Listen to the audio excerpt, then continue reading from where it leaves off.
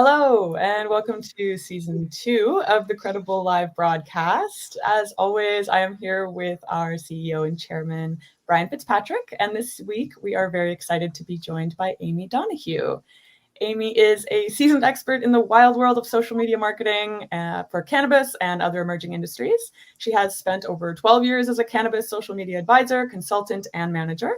We are very excited to have her on the show today. Amy, to get us started, could you tell us a little bit about your background and the work that you do? Before that, I am giving a shout out to the Qredible social media team, especially Joy, because the fact that you guys utilize LinkedIn is something that I preach to all my clients, and I get a lot of glazed eyes for that. So I just wanted to give mad props to Joy. You guys have been so great this week. My social media journey started on MySpace. I was a stand-up comic and radio DJ here in Phoenix for many, many years. And I built my following and my personal brand on MySpace. And after about a year or two on there, I was connecting with a lot of local people. And one lady sent me a message and said, "Hey, can you help me? I think they do air conditioning repair here in one of the suburbs in Phoenix. Can you help me with my business on MySpace?" I'm like, "Why do you want your business on social media? That's the stupidest thing I've ever heard."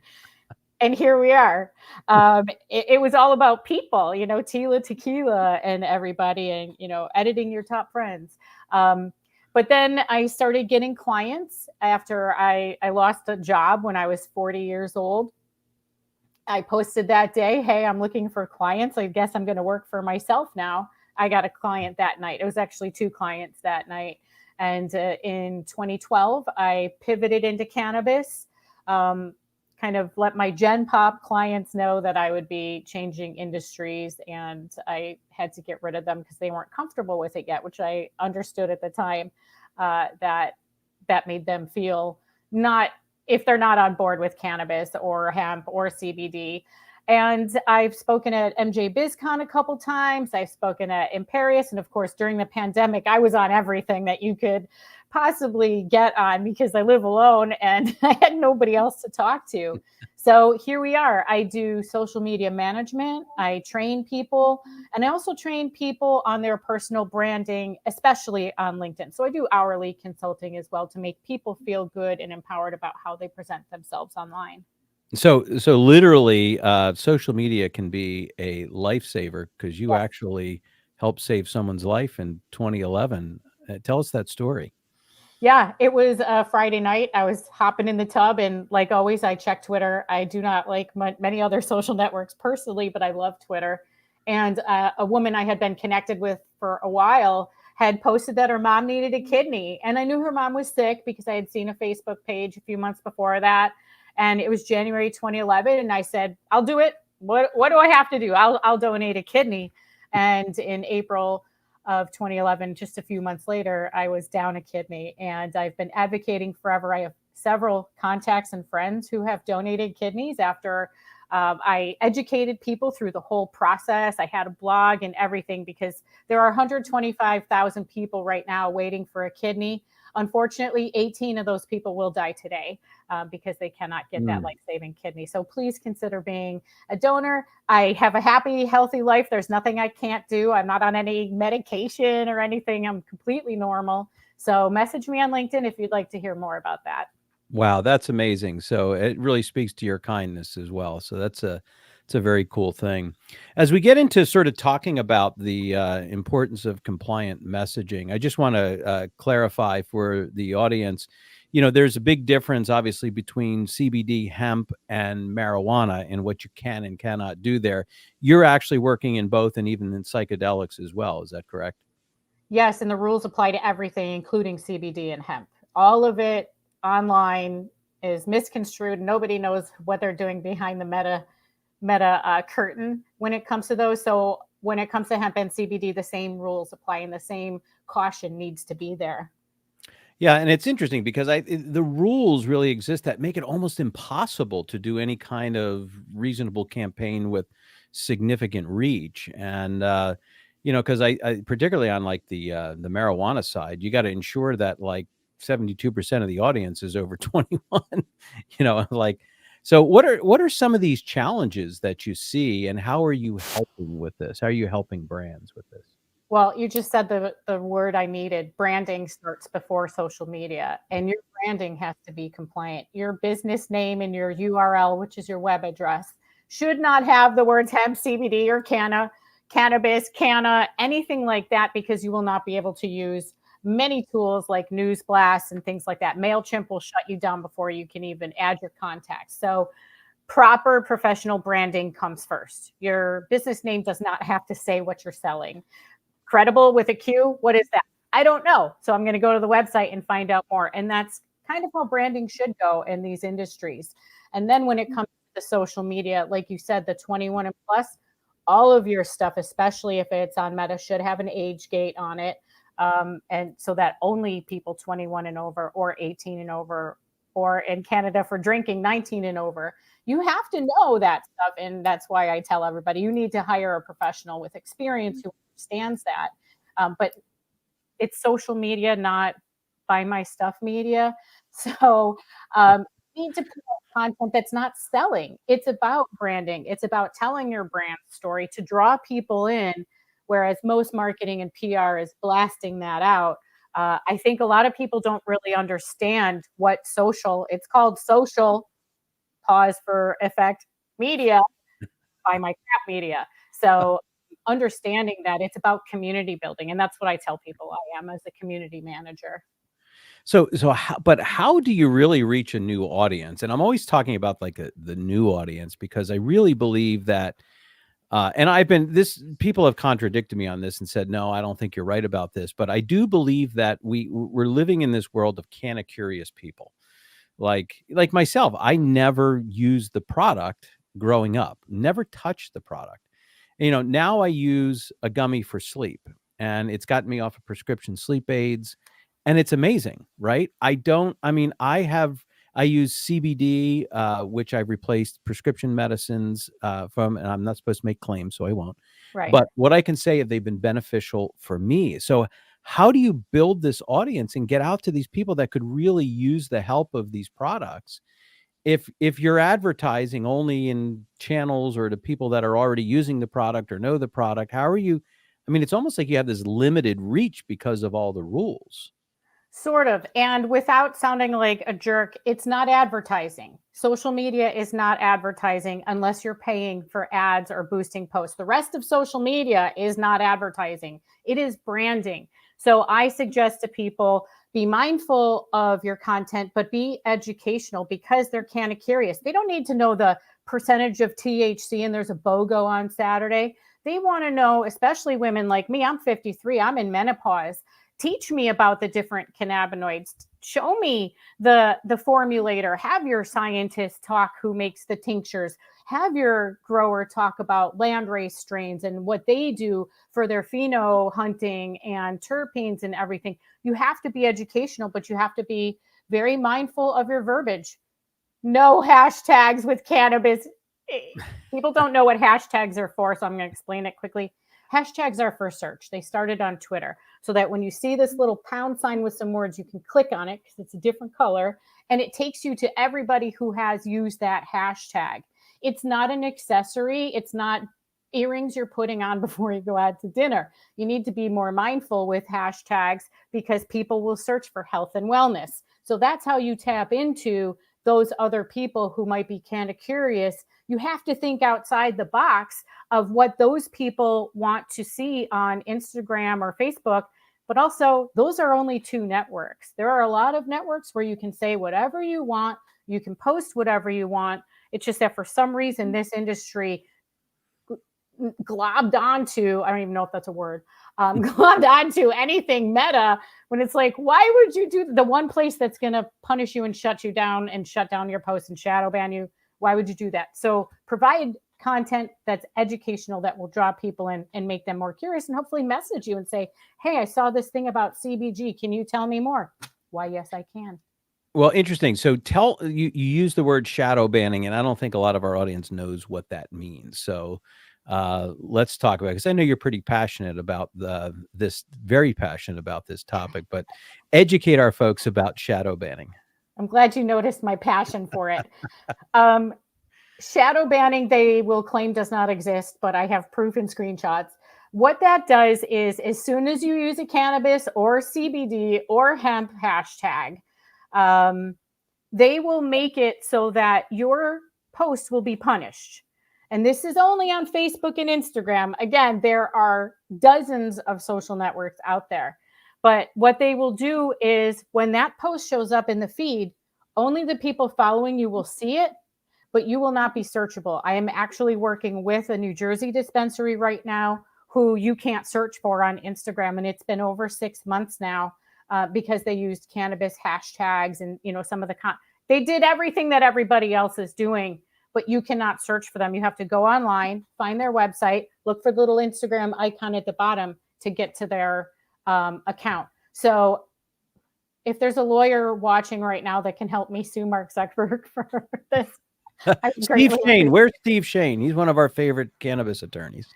We're gonna have to get him involved. Me with him because I have ideas. But that's a shadow ban, and again, they'll claim it's not there. It's there because I've had posts that I get a notification saying only your audience will see this post. So that reach thing doesn't even apply anymore. Wow. And for our audience, I've also heard shadow banning known as stealth banning or ghost banning or comment ghosting.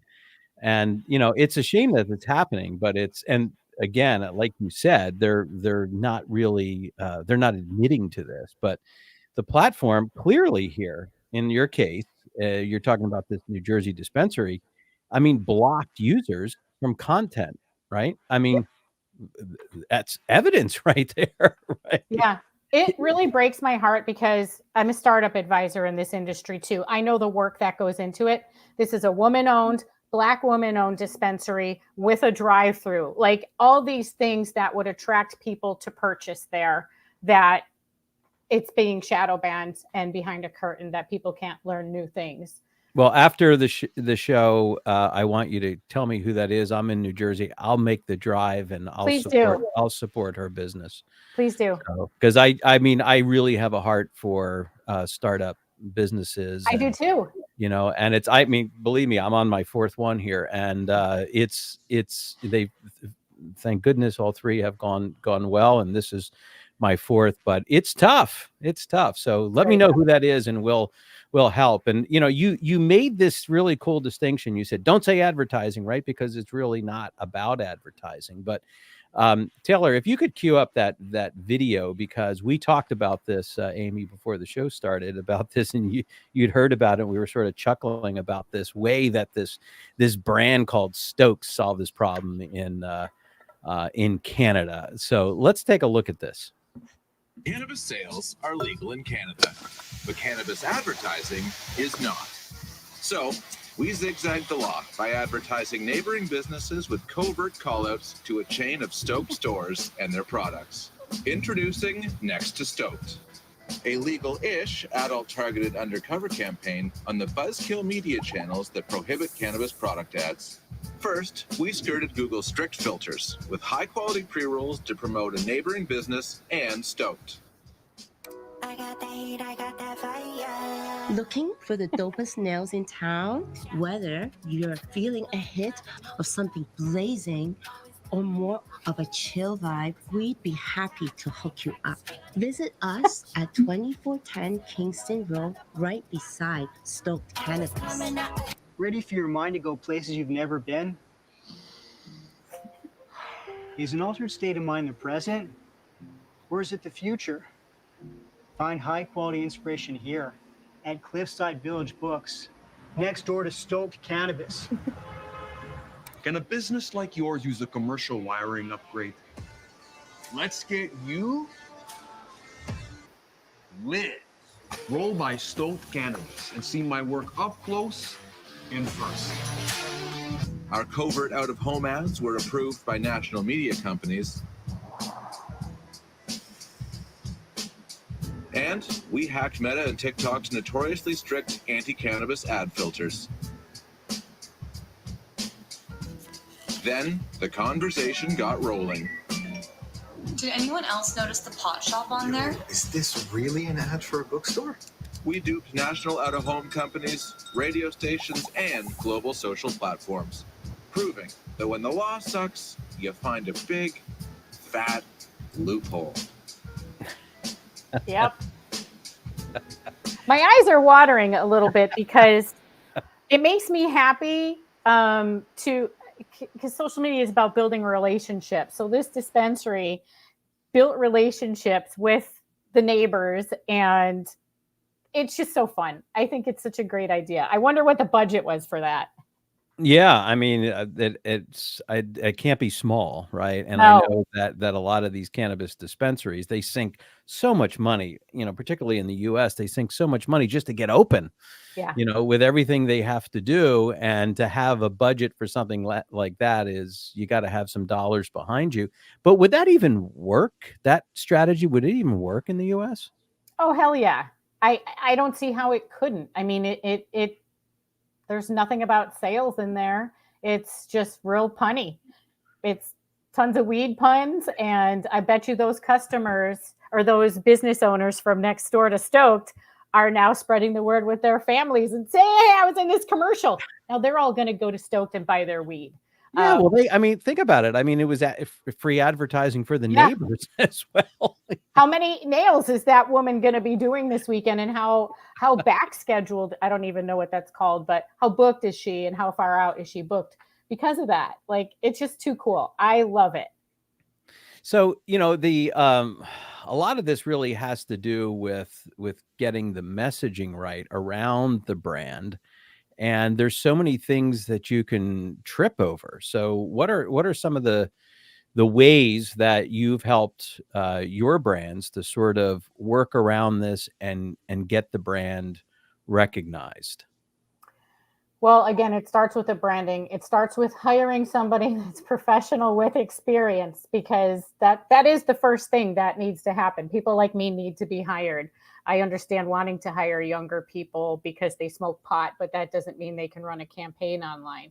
But again, provide testimonials like that. I mean, they didn't talk about the effects or anything like that, but do collaborations with influencers and people who look like the people you want to sell to. So, for example, menopause lady here, find other women who are older who want to talk about a product they used.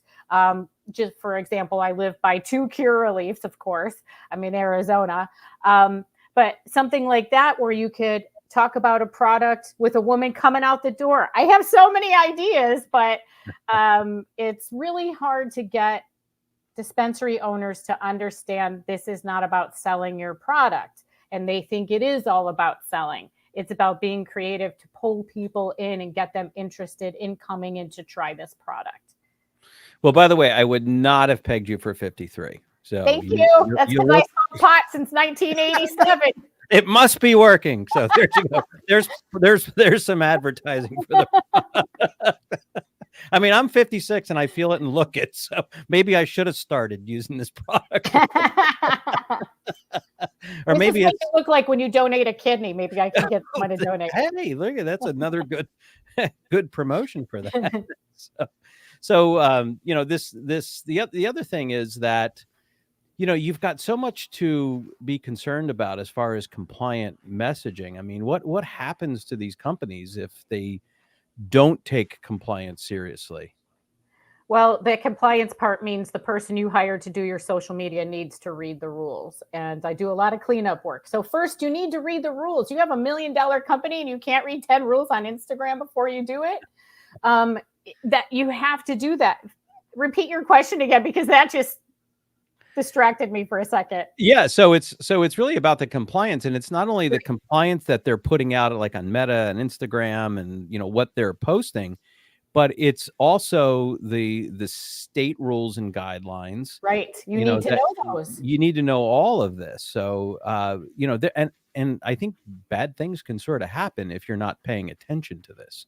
Yeah. Every time I get a client, I work from Czechia to San Diego. Every time I get a client, I have to look at those state laws, and your social media manager needs to do the same. For instance, in Ohio, this may have changed with adult use this past June or July, but every social media post has to be approved by their cannabis commission, whatever it's called in Ohio. So if you're putting something out there and that commission sees your post, it's gone, and your account could be taken down too. You have to read the rules, but you have to follow the rules in your jurisdiction. I know doing stand-up comedy, there are places you can't have an alcoholic drink with you on stage. You got to read the rules. If you're going to be compliant with your products and your labeling, why don't you care about the place where everybody finds out where you are, which is social media? You have to put more belief and more trust into having a good social media campaign with somebody who knows what they're doing. Yeah, I think that's really the key. And the fines and monetary penalties are real, right? It can You don't happen. make business. You're not selling products if your Instagram is shut down.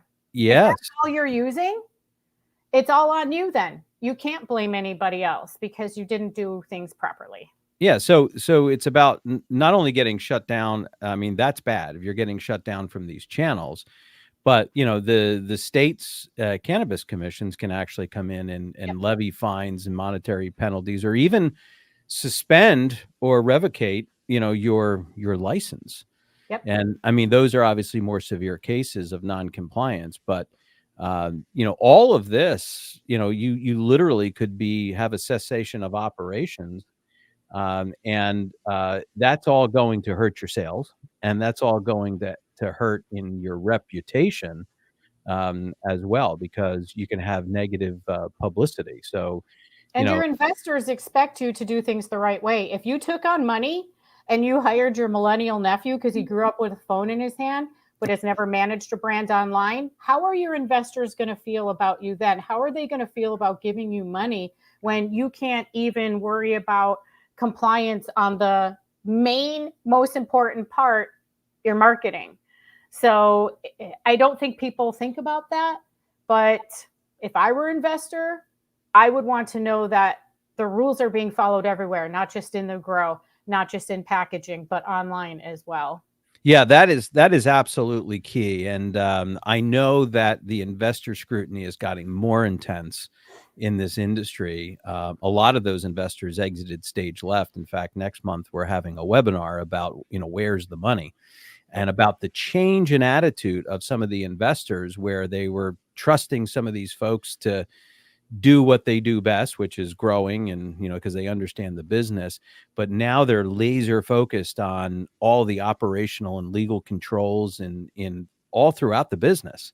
So you literally, I mean, every one of these business has to be seen as a highly regulated. Now, in the cannabis industry is really misregulated, but we'll just say highly regulated for now. So, but all these things can create issues for your business, which creates issues, to your point, to investors. And what we started seeing in the CBD space is lawsuits. Yep. And a lot of them were kind of put on hold until the federal regs can come out.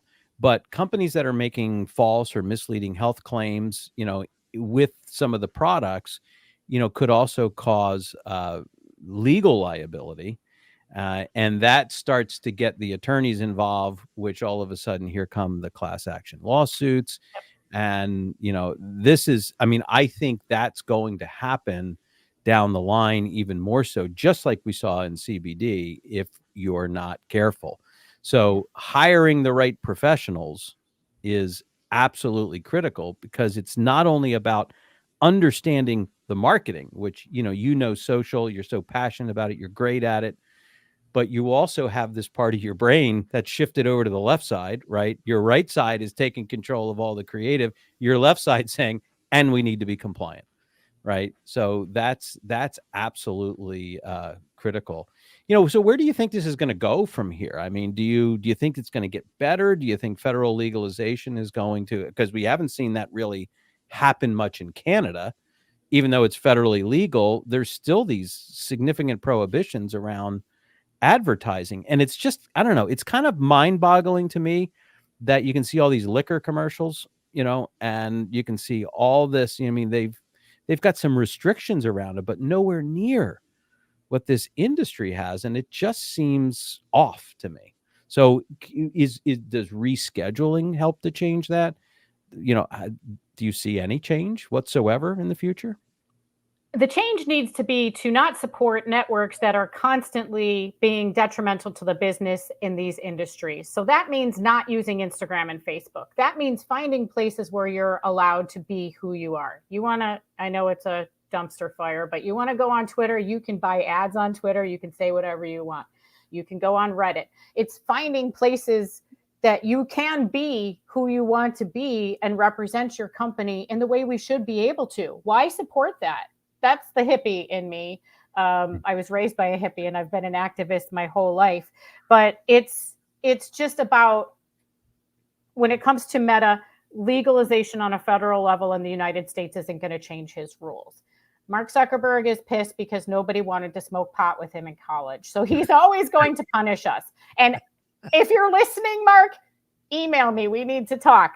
But that's what it is. His rules say, even if it's legal in your area, that area could be the whole country. So I think it's time that people step outside that Zuckerberg box. Snoop Dogg is one of the first investors in Reddit. Why aren't we supporting Snoop? I mean, come on. Yeah. He's Snoop.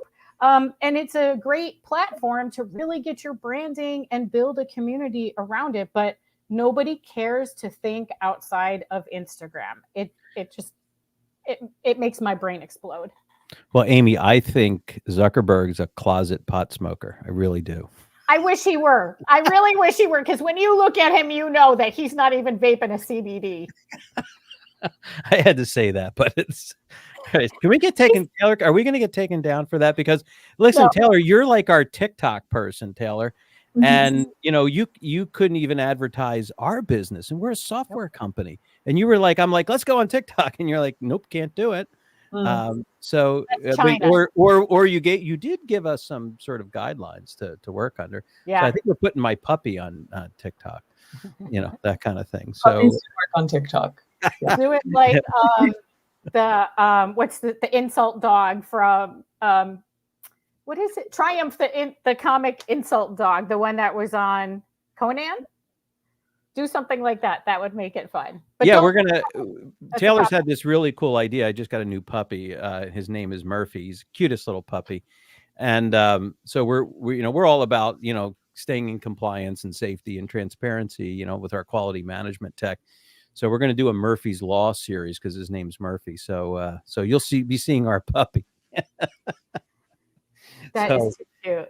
Yeah, it's pretty cool. So I want to give you a couple minutes as we wrap up, just to kind of, I think, you're critical to the success of a lot of these brands and these dispensaries. I want you to give your business a plug and talk about how people can get in touch with you and how you can help them.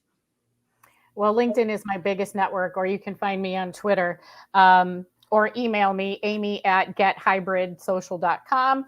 I am actually going through a rebrand right now because I do a lot of things. I teach people how to cook and grow functional and edible mushrooms. So I'm building an umbrella website with everything. But LinkedIn is always the best way to find me. I'm very active on there. And I would just say that you have to hire a professional. Your investors expect it. Your followers expect it. Because when you get shut down, it's like, oh, they're gone. What did they do to mess it up? And that makes you look unprofessional as well. And then you're not making as much money. So you need to understand the compliance in marketing and social media is just as crucial as every other part of the chain of supply, from grow to your shelves. You have to know that. Well, I've got somebody to introduce you to. She's actually an old hippie, and she got a license for growing, for cultivation in New Jersey. And a friend of mine is helping her out, and I told him, you don't know anything about the rules around this, and so you need to talk to an expert. Yep, you're the expert I want to put him in touch with. So thank you. I love doing hourly consulting. I love empowering people with their business to really understand and learn what they should be doing. So that would be greatly appreciated. I owe you lunch when I come back east. Yeah, absolutely. This 30 minutes went really, really fast because you're a lot of fun to talk to. You're very passionate about you. We had a hard time getting Amy out of her shell today, by the way, but but it worked. We did it. Hooray. I had an excuse to put on a little bit of makeup. Now we'll see if Zuckerberg comes after us, and I'm just going to claim that, it wasn't me. It was Amy. Give him my email address. I'm ready. I am ready. Well, there you go. Well, thanks everybody for joining us. Incredible Live, as we're now in season 2. We've got lots more ahead. And Amy, we got to get you back. I would love to. This is a lot of fun. And let's talk about how we can work together in the future. I would love that. Awesome. Well, thanks everybody.